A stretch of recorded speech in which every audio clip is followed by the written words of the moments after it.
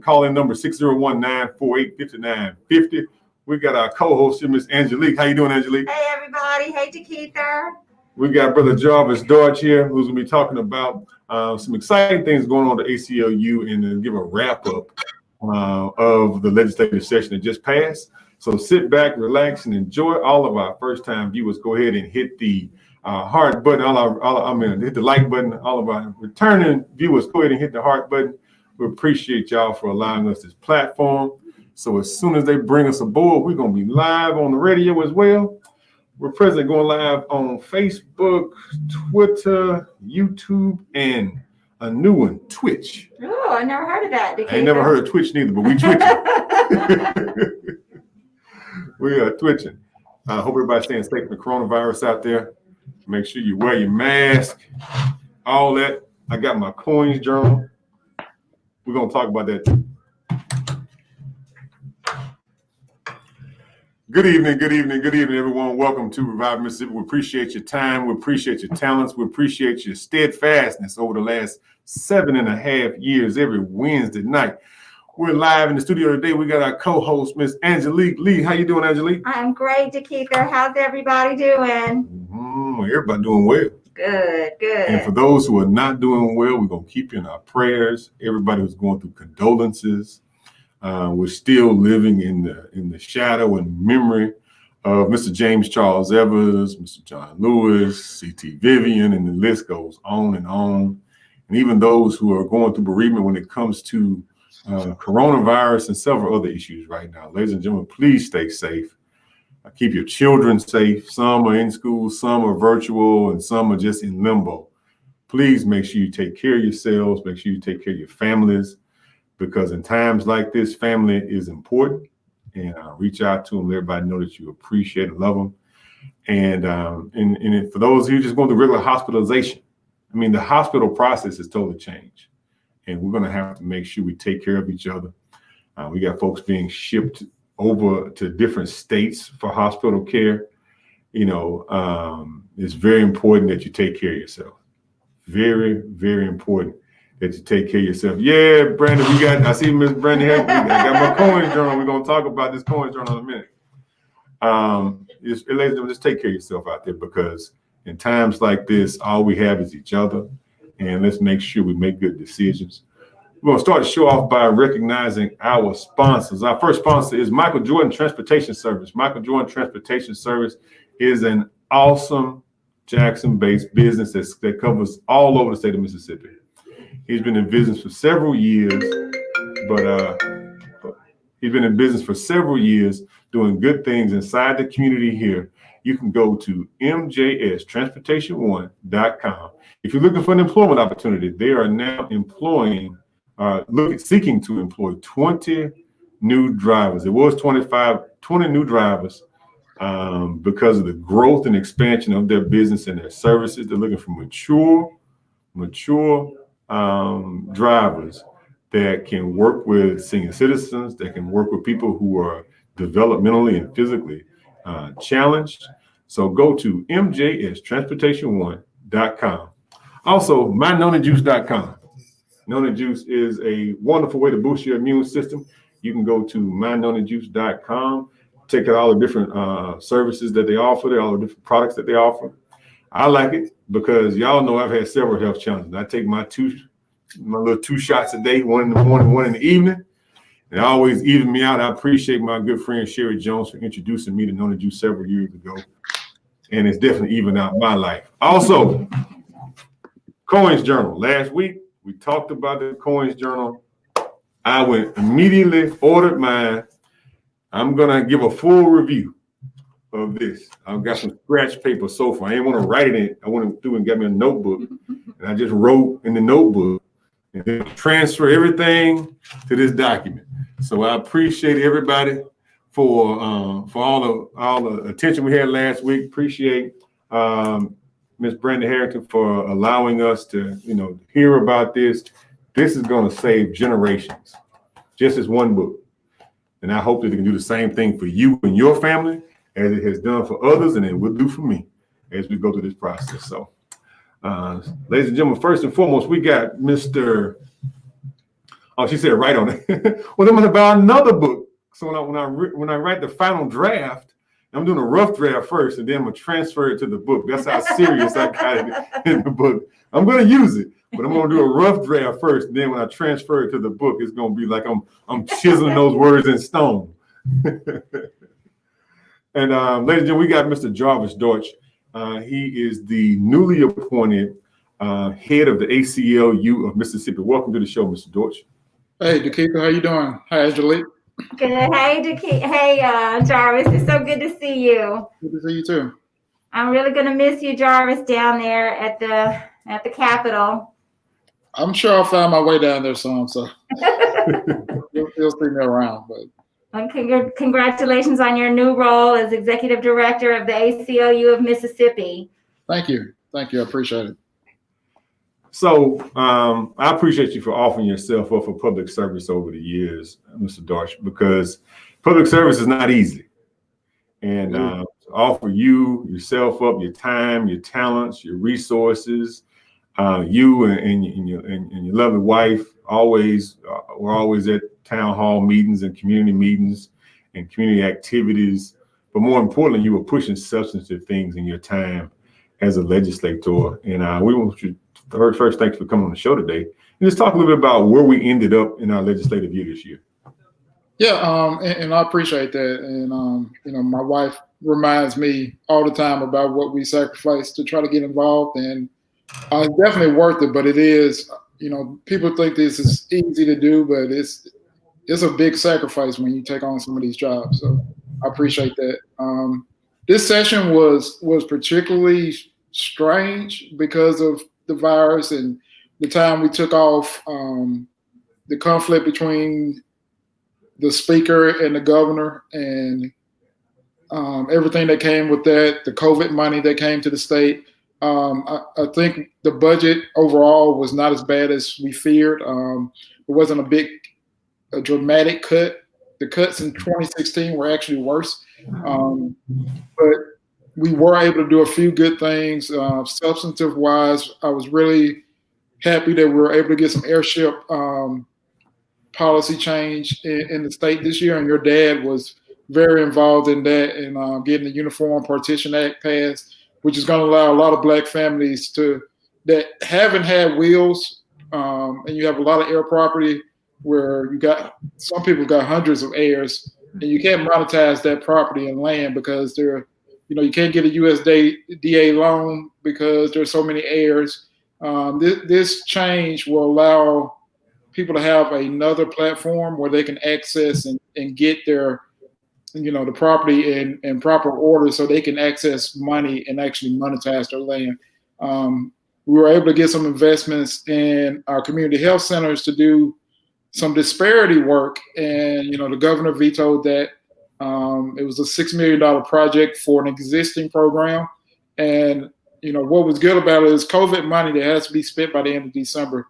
So when we were looking at trying to get this done, we knew we didn't need to try to start something from scratch. We needed to try to invest in something because you only had 6 or 7 months. So Jackson Hines, Aaron Henry, Mallory, and Cadden, this is a statewide partnership between about 5 or 6 community health centers to actually send people out in the homes, home health workers, nurses, to help people manage their diabetes, their hypertension. This was going to employ folks. It wasn't a study. This was going to be people going directly into these homes to try to attack some of these disparities. And we're going to, plus up that program and also have some counselors that we were hoping to try to get placed in some of our school districts, because we know some of these students are going to need assistance. Their family's going to need social workers. This was going to be a good investment. $6 million over 6 months can do a lot of good work. And, the governor vetoed it. It's a lot of politics involved in this. That's pretty sad to see, but, the Speaker of the House is looking to sue the governor about this line item veto. Mm-hmm. And I think that's going to be a good thing if we can, get that program back in place. He did a couple other vetoes. He vetoed the education budget and the criminal justice reform package that we had this year. That was pretty good package that was going to make make parole eligibility, bring it to at least 1,000, people in prison and MDOC right now that don't have that ability to even apply for parole. They wouldn't have paroled folks, like the governor likes to put it out there.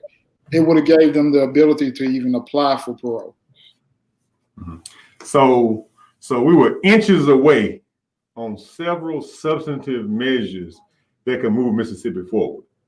Yeah, and that's one of the reasons I think this was such an interesting session was because, especially on the House side, I think Lieutenant Governor Hoseman started this way, but in my time in the House, we were, things went through the Republican caucus, and there wasn't a lot of involvement on the Democratic side until something came up where you may need some votes. When we came back after that break, the Speaker and his leadership team made a concerted effort to reach out to our Democratic leaders and work with us to try to get some good legislation passed.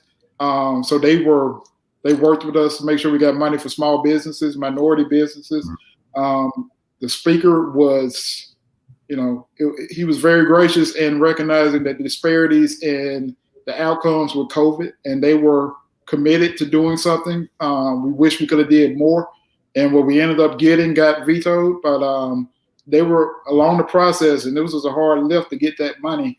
The Speaker and Chairman of Public Health on the House side, Speaker Pro Tem, they all were pushing to keep that money in there for us, and it was sad to see the governor veto it because the system worked the way it's supposed to work to get that funding there, and the governor to just come in and veto something like that it was shocking, pretty much. Yeah, we got a comment from Dr. Cedric Berkeley that says, can he speak on the veto that affects the water bills in Jackson as well? And our lawmakers planning to revise this as well. Yeah, so when that was vetoed, the action had to come out of the Senate because it was a Senate bill.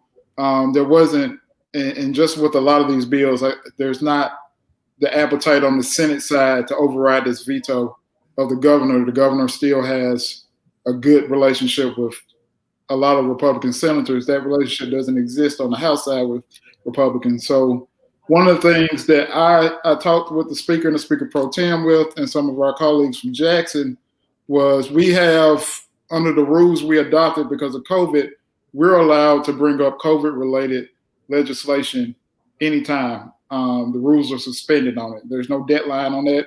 When they come back in, next month, they can still bring up a bill. So what we talked about doing, got drafted, was some legislation that made this COVID related, and that we wanted to give cities the flexibility to enter into these agreements because we don't want people to have their water cut off during a pandemic.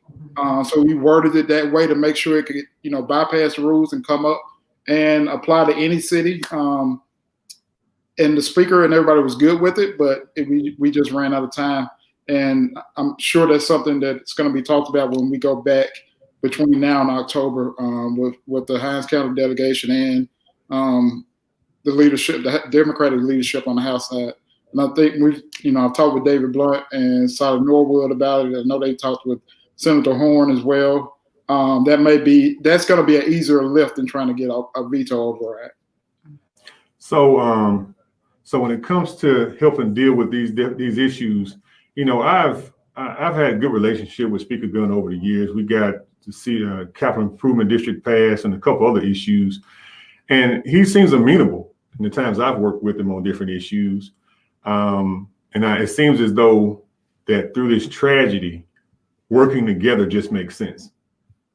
Yeah, and credit to him, he has wanted, knowing the position we're in and knowing the conditions we're working in, he has wanted us to work as a body and not spend a lot of time fighting or being excluded. And, he recognized the best way to do that was to bring us to the table. And he recognized that we had good ideas. We had a lot of stuff happening, and he honestly said, these guys know some of these programs better, and we need them at the table to help us get through this. and they've had a lot of turnover on their caucus, the Republican caucus side. So there's a lot of knowledge on our side that he took advantage of, and he didn't have to do that because he hasn't been doing it the past 4 or 5 years. But he stepped up and did it this time, and then it carried on to actually getting the flag changed because that work started in May with that, putting that process together where we were at the table talking about these things. And while we're at the table having those conversations, it just was brought up, hey, this would be a great time to try to move on the flag. And, there were separate conversations with some other Republican members, and, it went from there. Nobody was sure until that day, but it took off. Well, hats off to your service and the work that needs to be done going forward in Mississippi is going to take everyone working together. But from what I hear, institutional knowledge and relationships are going to be very important in helping to move Mississippi forward. Yeah, and some people have different approaches to that. For me, it was putting in the work and showing that I understood my area, the areas that I was interested in. And if you do that, and there are Republican members that will reach out to you about how do you do things, or healthcare is my issue. The chairman of corrections, we spent a week. He came to me asking me, well, how can we get some of these elderly prisoners on Medicaid? And we researched it and worked on a plan. It's complicated because we have expanded Medicaid.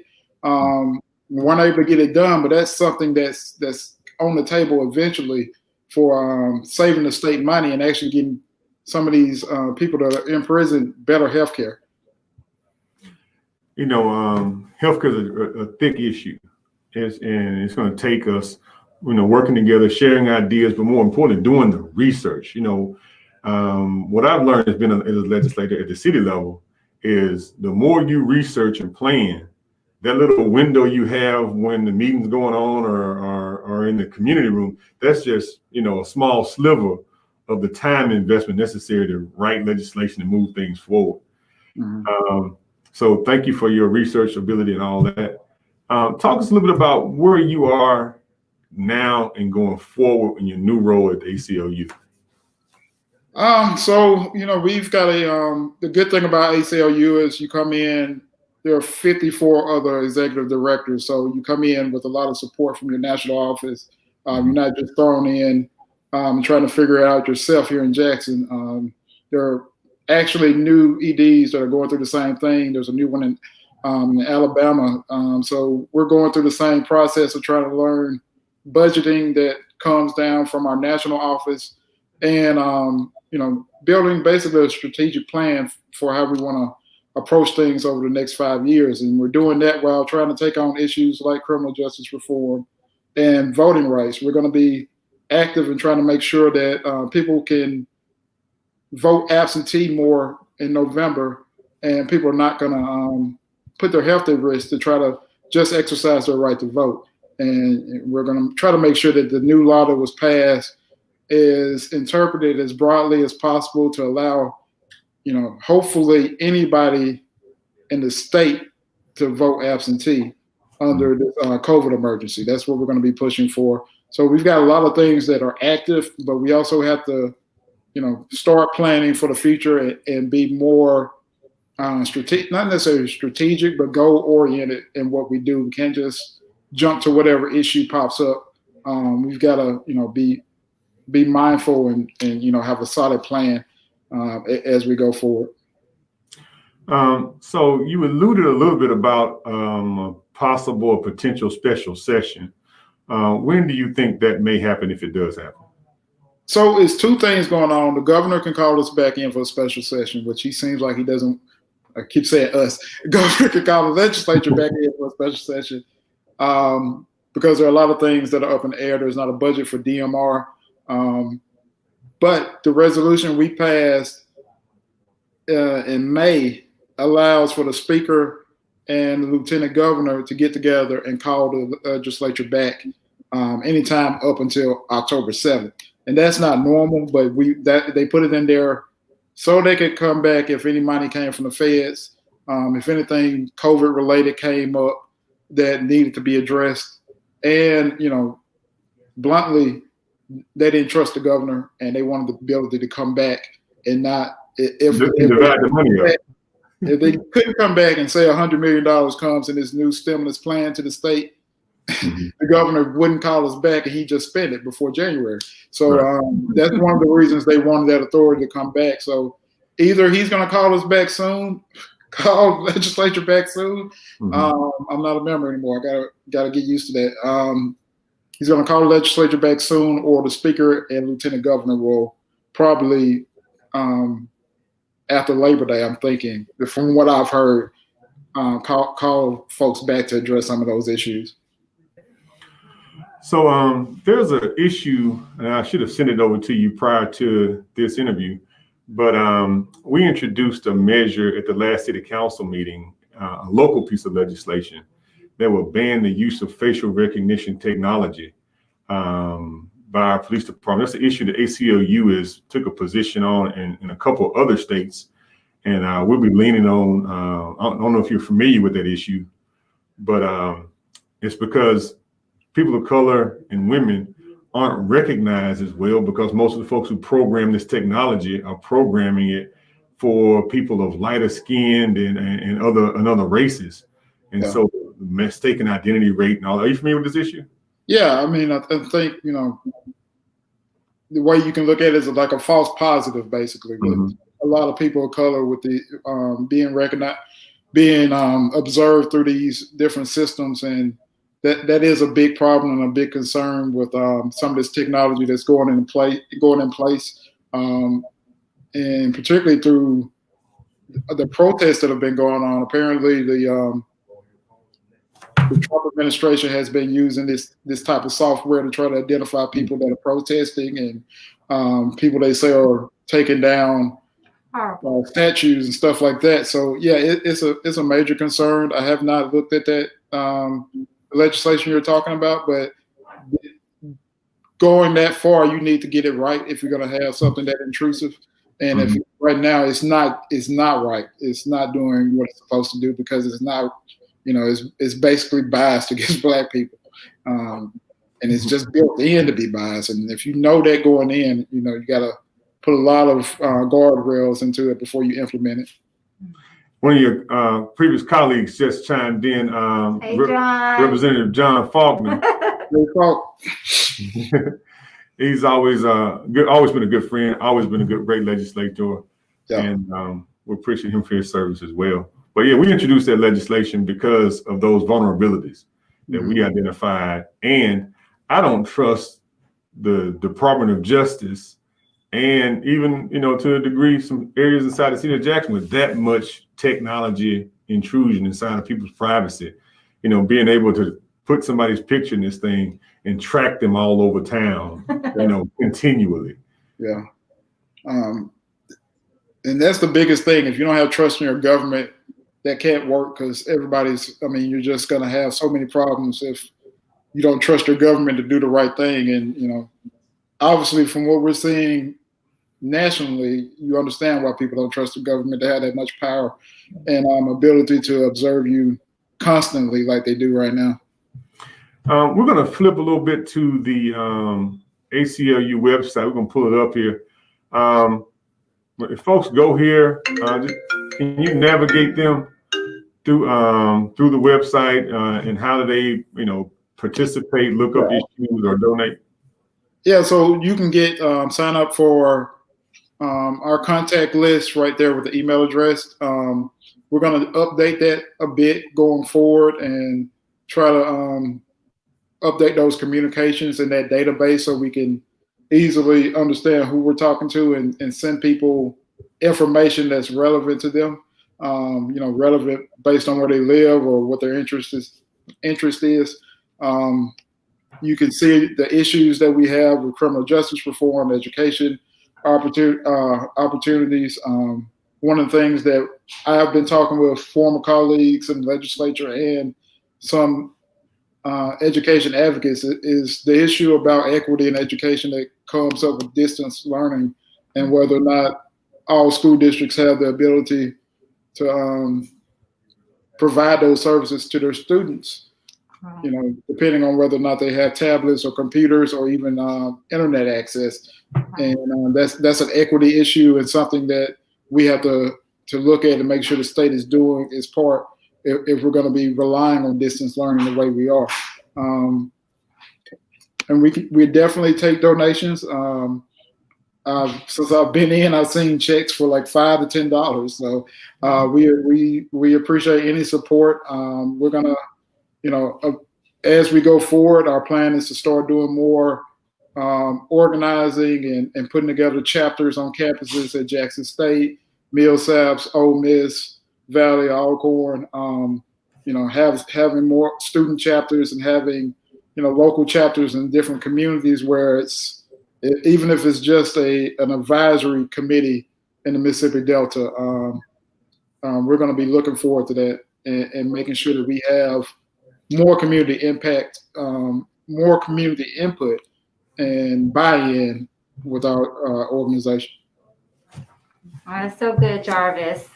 I'm really going to miss you this legislative session. You were the one legislator I could count on to speak your voice. You weren't afraid at all to speak your voice, and I appreciate you so much. And I know the ACLU is going to benefit greatly from you being their executive director, and I will help out in any way. I know we're going to go over some of these bills that the governor vetoed and try to do some prison reform. So I'll get with the ACLU and see how we can involve the community in that. I know that was an important piece of legislation that would have, you know, paroled a lot of people. So I know that's something the community can get behind with and go and send people to your website and get people to donate too for your efforts.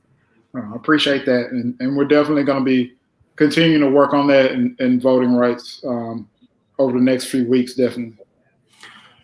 Well, I know we normally get a phone call or two from folks that are inside our prison system, but know that they're folks, y'all know they're listening. Every week we get folks calling in from different institutions. But ladies and gentlemen, just know that there are folks out here working on these issues while you're in there. And if your family members are listening, we're going to keep you in our prayers and try to work through these issues because together we can move Mississippi forward. I'm going to yield back to you from some parting comments, Mr. Dortch. I appreciate this time to speak. It's a new role, but it's you know, the same goals as Dakita talks about, is moving Mississippi forward and working together. I had an interview with the Northside Sun, and one of the things I wanted to press to them is ACLU isn't an adversary to the city, the state, or law enforcement. We want to be a partner. If we see something wrong and we can't correct it, we're gonna, you know, work to make that change if it has to go through litigation. But we want to be a partner in making change that can, you know, have buy-in from the entire community and, you know, law enforcement, elected officials. That's the best way to do it, and we want to be a part of that. Well, we thank you for your time. We appreciate your hard work and diligence, and hats off to you for your new role, and we look forward to some great things in the future. I appreciate it. Nice mask. I like. That's good. I'll see you guys. Thank you. Thanks, Jarvis. Take care. Take care. I'm going to miss him, Dakita. He was a strong advocate in the legislature for people that look like us. Well, you know, we got a lot of work to do, Angelique. We got a lot of work to do and not a lot of time to get it done in. Yeah, now we got to find a replacement for Jarvis because he's resigned, and now we're looking for someone that can fill those shoes. Well, you know, don't look too far. Don't look too far. You know, ladies and gentlemen, over this last several years, you know, we've been here every Wednesday night, and I appreciate the folks who tune in every week.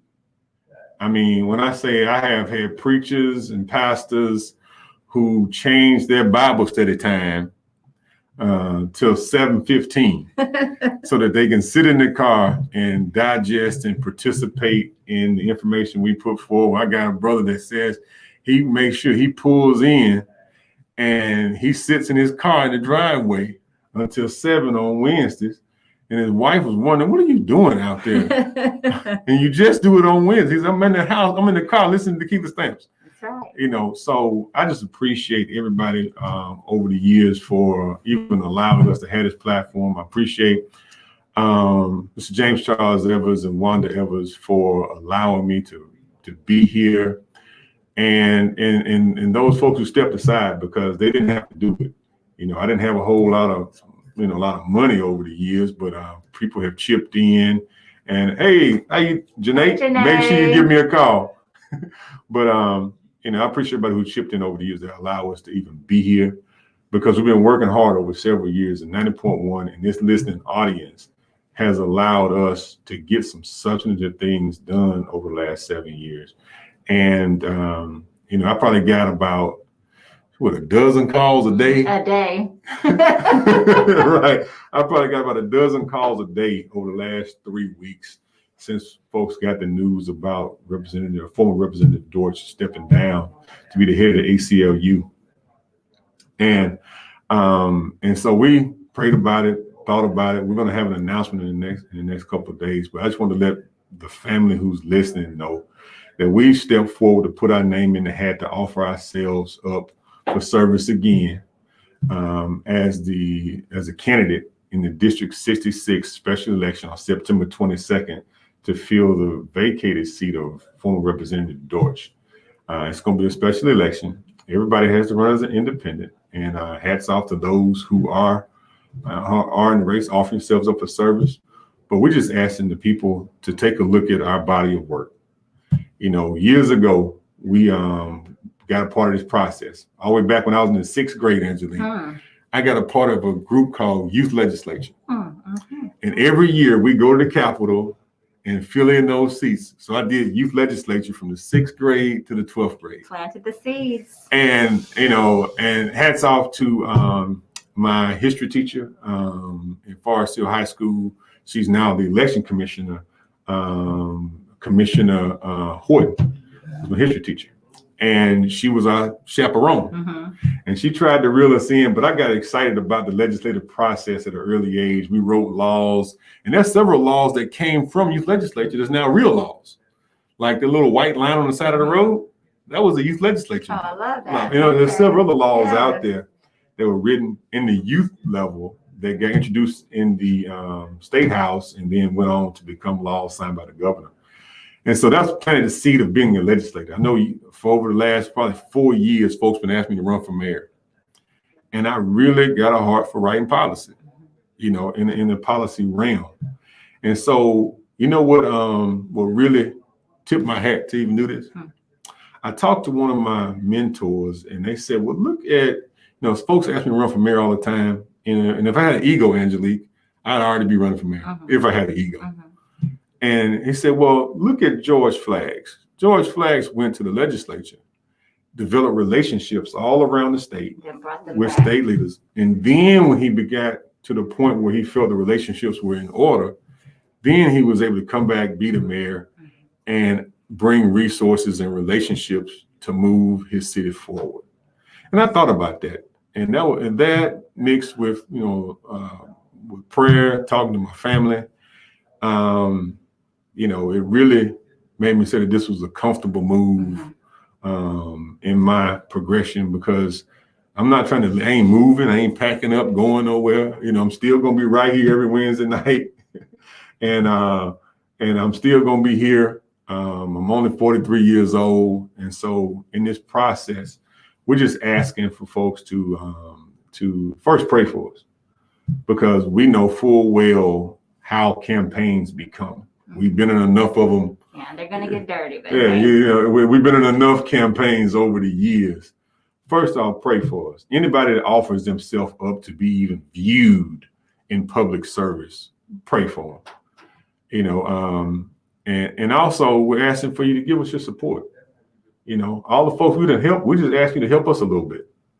And it's all aimed at filling the gap, because one of the other things that really got me interested in this race is because we're going to go into a session immediately.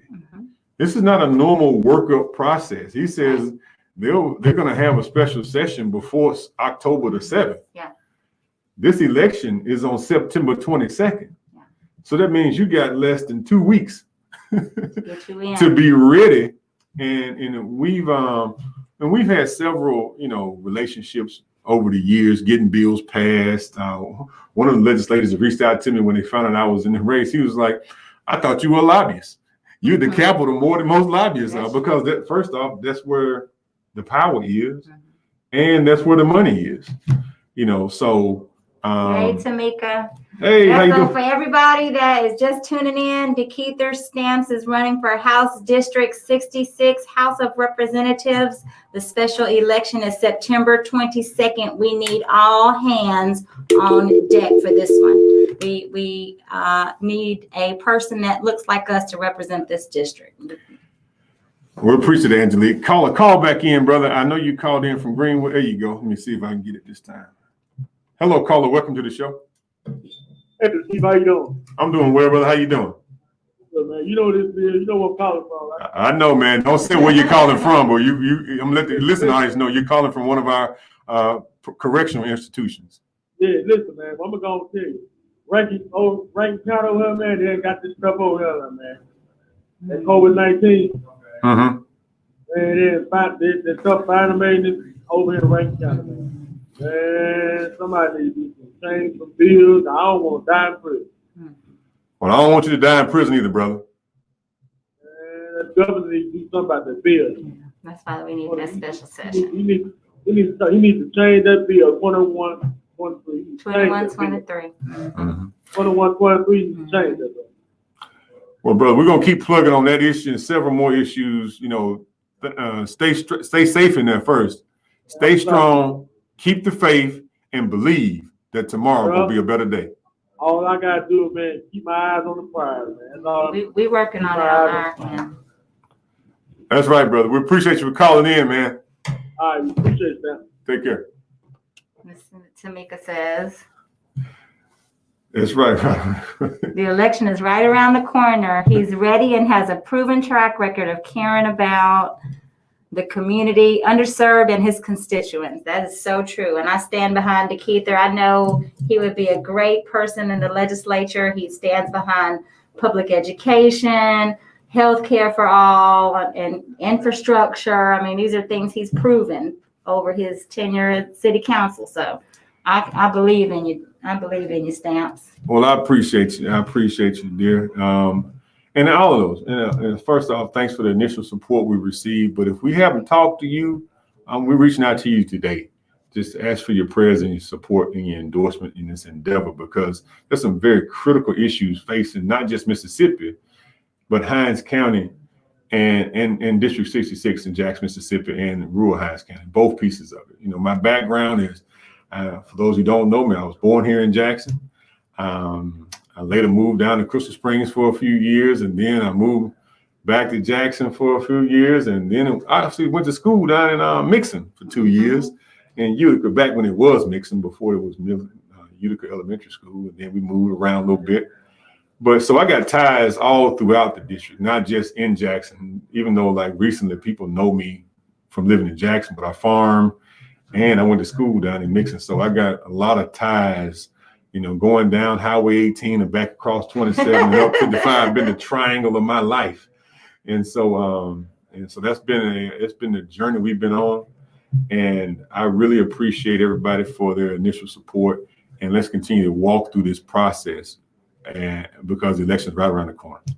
And we can't let these issues fall through the cracks as we hope people will do a good job. We have to support folks that we know will do a good job. And I pray that you have seen our body of work. Some people don't want folks who ask questions to be in office. Y'all know I've been handling billions of dollars on the city council, and I've always asked the right questions at the right time in the right moment. And the baseline of support I've always had over the years have been to ask the questions that are pertinent and necessary on the issues in the moment. And it takes a little courage to do that. And I just want to thank my family, my parents, you know, for instilling that in me, and that essence of hard work. Angelique, I'm going to yield to you for a second. Okay, I know some of the people are asking for the date of the special election. It's September 22nd, so we don't have a lot of time. We have 5 other candidates in this race, so we are going to have to spend money. Keither, how can they donate? Where can they send money to? And I'll drive around in the Crown. What kind of car do you have? I will come and pick up the money. Just tell us where to come and pick up the money, because we're going to have to put signage out. We're going to have to reach the voters inside of their houses in the age of COVID. So we're all hands on deck. Yeah, so they can give us a call. As always. I'm about to drop something.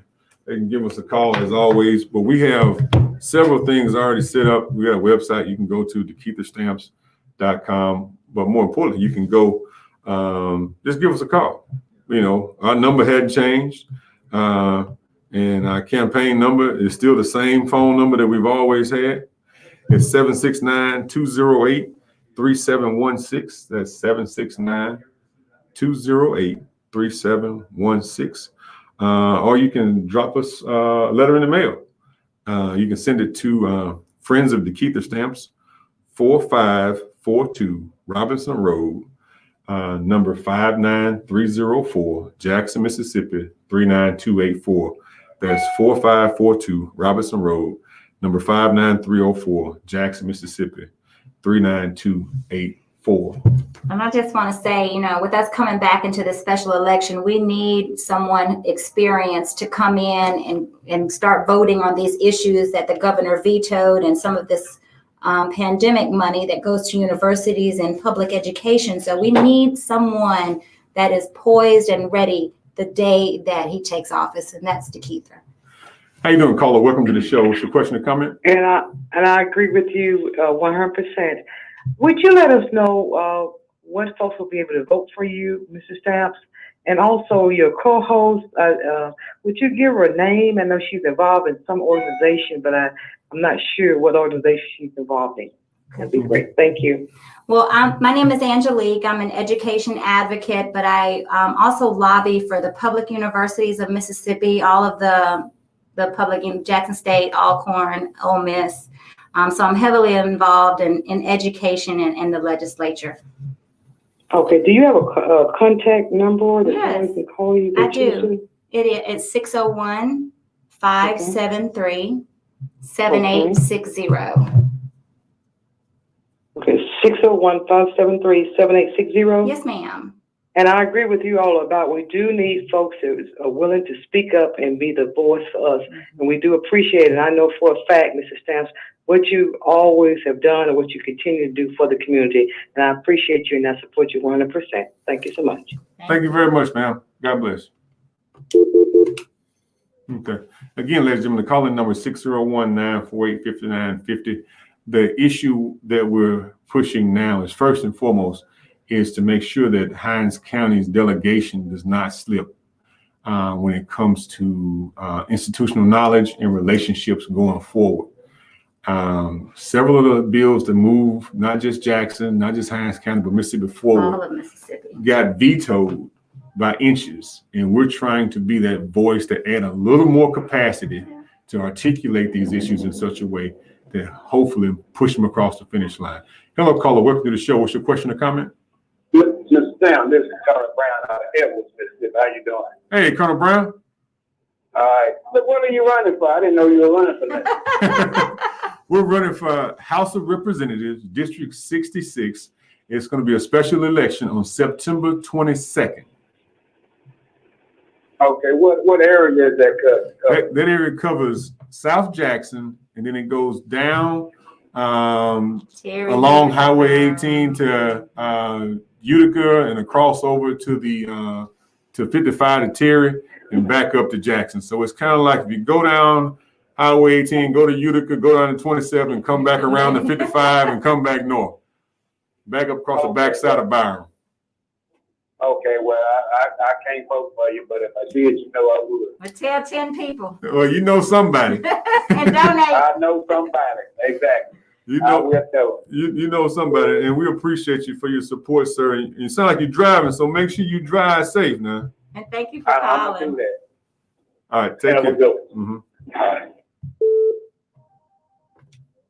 Hello, caller. Welcome to the show. What's your question or comment? You say it's a special election. Who currently held that position? It was recently vacated by former Representative Jarvis Deutsch, and he stepped down. And there's a special election on September 22nd. Oh yeah, okay. All right, I know you'll do a good job. You're a fighter, I tell you. Yes. Well, we appreciate it, brother. Where you calling in from? Okay. Well, please, we're asking you for your support and your prayers. So please make sure you go to the poll early and take some folks with you, brother. Okay, all right. Thank you. All right. You can send the next caller through.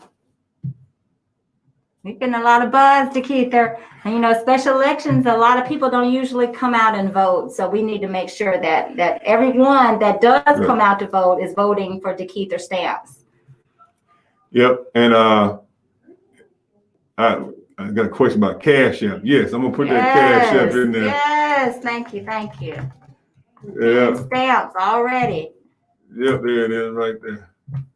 But and we appreciate everybody for your support. I mean, 90.1 and WMPR and listening audience on Wednesday nights has always been a great support for everything we've done, and that's been the blessing. I mean, when I went back and looked at the numbers, Angelique, in the last election in this district, we received 8,448 votes. Yes, you're the vote go-getter. Yeah, and so you know, I just appreciate folks for supporting us over the years, and we're gonna keep working. Like I said, we're not going anywhere. We're gonna sit right here and keep working and keep grinding.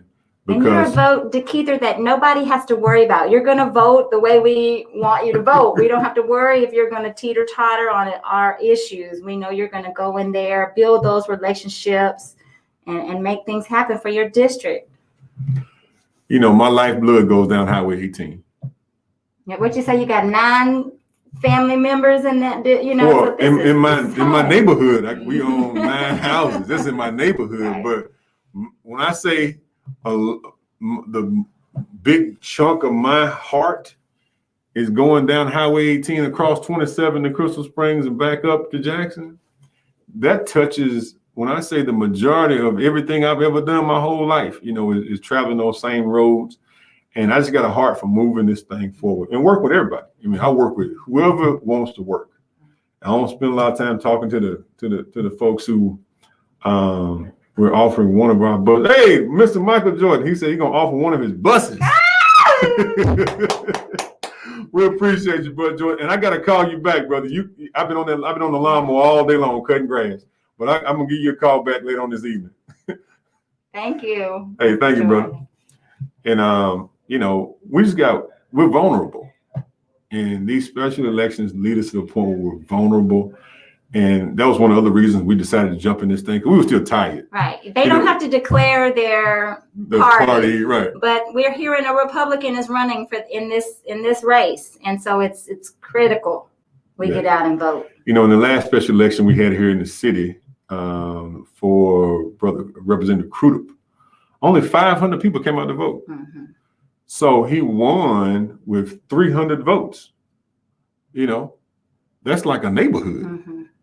You just look at it as practice for November. Right. So, you know, that leaves us very vulnerable. And I know that our area is going to turn out more voters in the special election because we got folks who are engaged.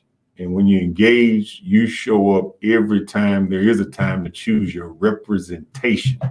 And if there's something we've preached over the years on this radio, is representation matters. Who represents you? And this is not a hope business. One of my mentors taught us that hope is not a strategy. Mm-hmm. You got to know. If you're guessing when it comes to your representation, that's a problem. And in times like this, we're vulnerable. And so we're stepping forward to erase any doubt of to solidify the situation when it comes to Hinds County. And you got to have a proven track record working with folks. Everybody know I work with everybody. I don't have to lie, and I love everybody. Mm-hmm. I may not like you, but if it's an issue on the table and you generally want to work towards getting the issue done, I work with everybody across the whole spectrum. And many of our legislators, we worked together before. I spoke earlier about working with Speaker of the House, Representative Gunn, on several issues, routing legislation through, offering some perspective on behalf of cities. Even though I represent specifically the city of Jackson, but the same issues we got in Jackson affect all cities. And I've been honored to have the ear to different leaders in the state, to be even called in to ask questions. Well, what do you think about this from a city perspective? That same thing allowed us to be a part of the Obama-Trump transition. President Obama picked 18 city council members to represent cities from around the country, and we were one of those 18 to be a part of the presidential transition. And so while most folks were still in a little disarray, shock at the last presidential race, when duty called, we've always raised our hand to answer that call. And we were honored to be selected to be a part of that transition process. And we're gonna keep working with everybody, no matter where you are. If you're genuinely aimed at trying to move America forward, move Mississippi forward, we're offering ourselves to be a part of that, because that's why we're here. And for our district here in District 66, that's what we need. Hello, caller. Welcome to the show. What's your question or comment? So on this special election, will you have to go on in November and face somebody else?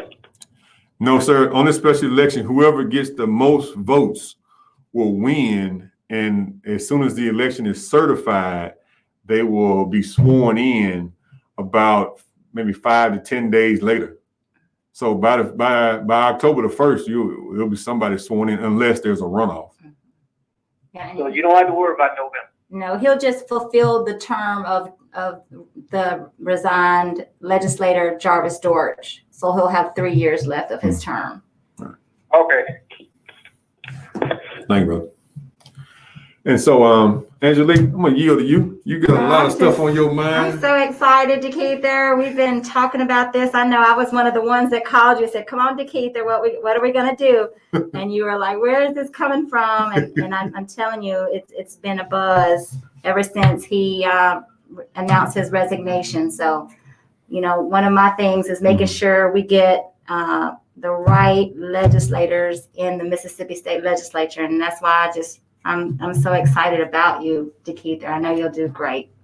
And I do also want to take a moment to appreciate the legislators who reached out from across the state, white and black, Democrat and Republican, who reached out and offered their support and offered their encouragement as we go through this process. Some people can't openly support people, because of different relationships in politics, and some people do support people openly. So we appreciate all spectrums of support, because this process is kind of grueling, takes a toll on your family and your personal life, and we just appreciate those who reached out, and we're just looking to continue to work hard to move this state forward, because we got so many failures in different areas, from education to prison reform to our economy and business development.